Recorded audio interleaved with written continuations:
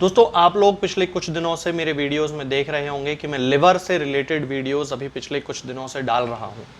तो लिवर से रिलेटेड एक दवा के बारे में मैं आज आपसे बात करने वाला हूं। भारतीय चिकित्सा शास्त्र यानी कि आयुर्वेद में इस दवा के बारे में बहुत ही सारी जानकारी दी गई है। बहुत ही ज़्यादा सक्सेसफुल मेडिसिन है ये आयुर्वेद की और बहुत अच्छा यूज़ इसका किया जाता रहा है पिछले 4-5 हज़ार वर्षों से आयुर्वेद में। उसी प्रकार होम्योपैथी में भी लिवर से रिलेटेड बीमारियों के लिए, इंडाइजेशन के लिए, यूरिन से रिलेटेड बातों के लिए, फीवर के कारण जिन जो समस्याएं होती हैं, बुखार आना, सर्दी खांसी, इस तरह की जो समस्याएं हैं, इनमें इस दवा का बहुत ज़्यादा यूज़ किया जाता है। बहुत ही सक्सेस के साथ होम्योपैथी में इसका यूज़ किया जाता है, खास तौर से जॉन्डिस यानी कि पीलिया के केसेस में, उन केसेस में जहां पर लिवर आपका कमज़ोर हो जाता है, लिवर से रिलेटेड आपको प्रॉब्लम्स होने लगती हैं, इंडाइजेशन आपको होने लगता है। ये सारी समस्याओं में ये मेडिसिन जिसका नाम है एंड्रोग्राफिस पेनिकुलेटा यानी कि काल मेघ, इस दवा का नाम है।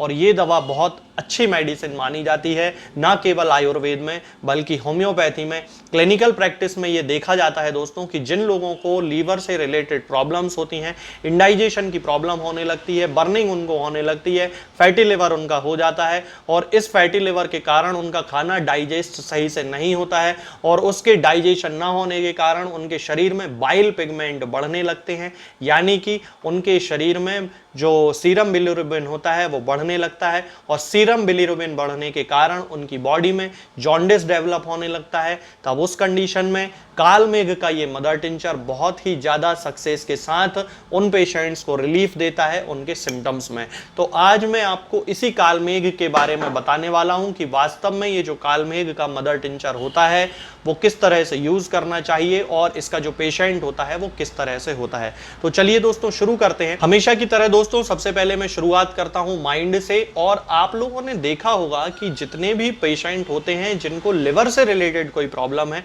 इंडाइजेशन की प्रॉब्लम है, उन लोगों को माइंड उनका बहुत ज़्यादा अनस्टेबल रहता है, किसी काम को करने की इच्छा नहीं होती है, बिल्कुल ऐसा लगता रहता है कि अब क्या करें अब क्या करें। क्योंकि बहुत सारे लोग हैं जिनको लिवर के कारण कॉन्स्टिपेशन हो गया। अब मान लीजिए किसी पेशेंट को कॉन्स्टिपेशन है तो उसका मन ही नहीं लगेगा किसी काम को करने में, एक प्रकार की डेस्पॉन्डेंसी उसके अंदर डेवलप हो जाती है, अनिच्छा डेवलप हो जाती है कि वो किसी काम को नहीं करना चाहता है, मन नहीं लगता है, ऑफिस में जाके बैठ जाएगा और वो काम नहीं कर पाएगा, काम करना भी चाहेगा तो काम करने की इच्छा नहीं होगी, रेस्टलेसनेस उसके अंदर रहेगी, कभी यहां चला जाएगा कभी वहां चला जाएगा, अपने अंदर अपनी जो एनर्जी है उसको अच्छा महसूस नहीं होगा। ये सारी जो चीजें होती हैं ये इस पेशेंट के अंदर रहती हैं क्योंकि उसको इंडाइजेशन है। यदि हम उसके हेड की बात करते हैं तो आप लोगों ने सुना होगा, बहुत सारे लोग कहते हैं कि उनको इंडाइजेशन के कारण सिर दर्द होता है। ठीक ऐसी ही कंडीशन इस पेशेंट की भी होती है और इसको भी इंडाइजेशन के कारण हेडेक की प्रॉब्लम होती है, हैवीनेस होती है, सिर में बहुत ज़्यादा हैवी फील होता है, उसको सिर बहुत ज़्यादा भारी लगता है, ऐसा लगता है जैसे अंदर से बहुत ज़्यादा प्रेशर हो सिर में और उसको काम करते नहीं बनता है, गिडीनेस आने लगती है, थ्रॉबिंग पेन होने लगता है, यानी अंदर से ऐसा एकदम भारी जैसा पेन होता है, अंदर से कुछ चीज़ फट रही हो इस तरह का उसको फील होता है। ऑक्सीपुट में खास तौर से ये जो दर्द होता है वो सिर के इस हिस्से में बहुत ज़्यादा होता है, हैवीनेस होती है और थ्रॉबिंग पेन होता है। इसके साथ ही यदि हम देखें दोस्तों की आंखें जो उसकी पेशेंट की होती हैं उनमें एक येलोइश रेड टिंज देखने को मिलती है, खास तौर से येलोइशनेस उसमें थोड़ी ज़्यादा होती है क्योंकि जैसा कि मैंने अभी आपको पहले बताया कि ये जो पेशेंट होता है इसको लिवर रिलेटेड प्रॉब्लम है, लिवर उसका सही तरीके से काम नहीं कर रहा है जिसके कारण उसको बाइल जो पिगमेंट है जिसे हम सीरम बिलिरुबिन सामान्य भाषा में बोलते हैं, वो जो सीरम बिलिरुबिन है वो बढ़ने लगता है। और सबसे पहले जो उसका इफेक्ट, चूंकि हमारी आंखों का रंग सफ़ेद होता है तो पीला रंग यहाँ सबसे पहले दिखाई देने लगता है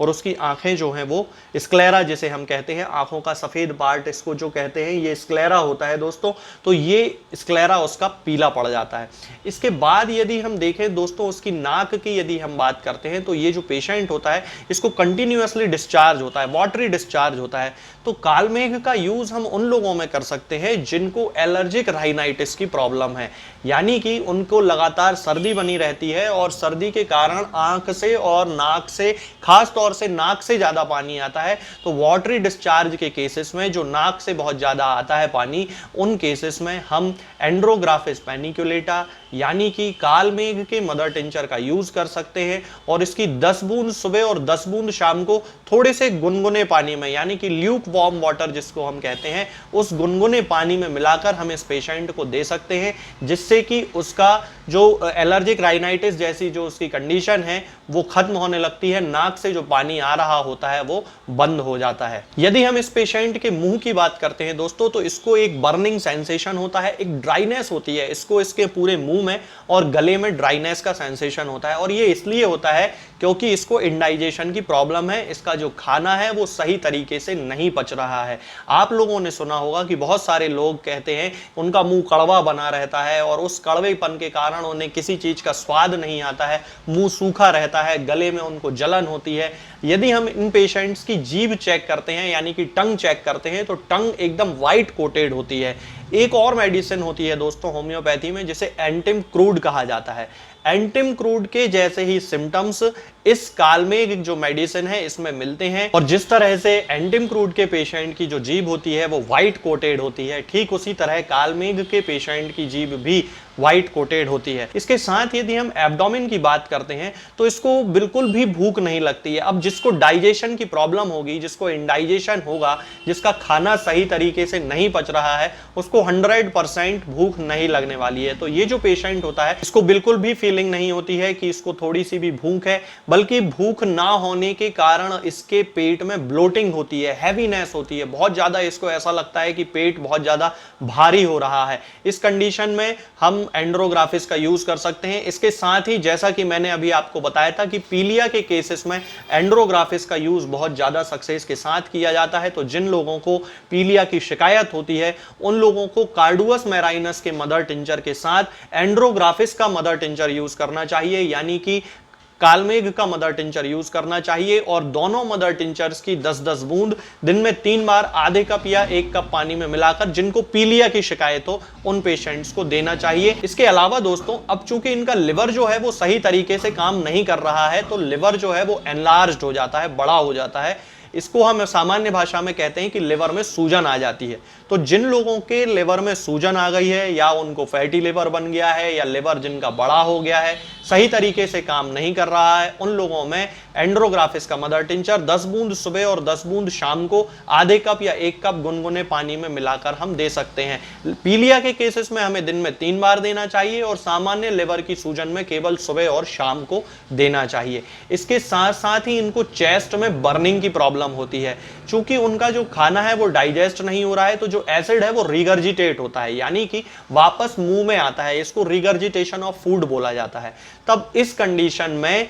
बर्निंग होने लगती है, उस एसिड के कारण ईसोफेजाइटिस लोगों को डेवलप हो जाता है, यानी कि ईसोफेगस में होने वाला इन्फ्लेमेशन जिसे ईसोफेजाइटिस बोला जाता है, ये पेशेंट में हो जाता है और उन्हें बहुत ज्यादा तकलीफ होती है। तब उस कंडीशन में हमें एंड्रोग्राफिस का यूज यानी कि कालमेघ का यूज करना चाहिए। यदि हम इस पेशेंट के स्टूल की बात करते हैं यानी उसके मल की बात करते हैं, तो कभी इसको कॉन्स्टिपेशन हो जाता है, 2-2 3-3 दिन तक ये फ्रेश होने नहीं जाता है, और कभी इसको डायरिया हो जाता है, यानी कि एकदम पतला मल इसका होने लगता है। खास तौर से इसका जो मल होता है उसका जो कलर होता है वो डार्क येलो कलर का होने लगता है, या फिर क्ले कलर्ड होने लगता है, ब्राउन डार्क ब्राउन कलर होने लगता है। इसका कारण है जो उसका सीरम बिलिरुबिन है वो स्टूल के साथ बहुत ज्यादा मात्रा में निकलता रहता है। इसके साथ ही उसको स्टूल जाने की बार बार इच्छा होती है, यानी फ्रेश होने जाने की बार बार उसको इच्छा होती है, लेकिन वो सही तरीके से स्टूल को पास आउट नहीं कर पाता है, मल त्याग अच्छे से नहीं कर पाता है,